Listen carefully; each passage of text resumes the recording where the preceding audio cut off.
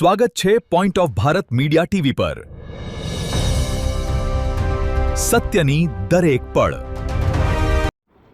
થરાદના વેડલા ગામમાં તળાવમાં માટીનું ગેરકાયદેસર ખુલ્લેઆમ વેચાણ, સરપંચ અને સ્થાનિક તંત્રની સામે ગ્રામજનોમાં રોષ।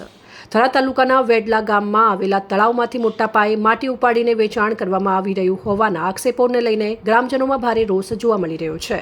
ગ્રામજનોનો આક્ષેપ છે કે ગામના જાહેર તળાવમાં છેલ્લા કેટલાક સમયથી જેસીબી, લોડર, હાઈવા ડમ્પર અને ટ્રેક્ટરો દ્વારા સતત માટી ભરવાની કામગીરી ચાલી રહી છે, છતાં ગ્રામ પંચાયત અને સ્થાનિક તંત્ર મૌન સેવતું જોવા મળી રહ્યું છે।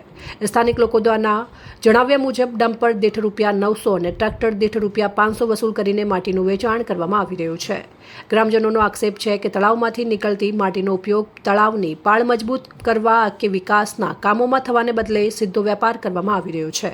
આ સમગ્ર મામલે ગામના સરપંચનો સંપર્ક કરતા તેમણે આ બાબતની જાણકારી ન હોવાનું જણાવ્યું હતું। જો કે ગ્રામજનોનું કહેવું છે કે ગામમાં થોડા દિવસે ભારે મશીનરી અને ડમ્પરોની અવરજવર થતી હોવા છતાં સરપંચ અને પંચાયત અજાણ હોવાનું કહે તે આશ્ચર્યજનક બાબત છે। ગ્રામજનોએ સ્થાનિક તંત્રની કામગીરી સામે સવાલો ઉઠાવ્યા છે। તેમનું કહેવું છે કે જો ગામના જાહેર તળાવમાં આટલા મોટા પાયે માટી ખનન થઈ રહ્યું હોય તો તાલુકા વહીવટી તંત્ર, ખાણ ખનીજ વિભાગ અને સંબંધિત અધિકારીઓને તેની જાણ ન હોય તે માનવું મુશ્કેલ છે।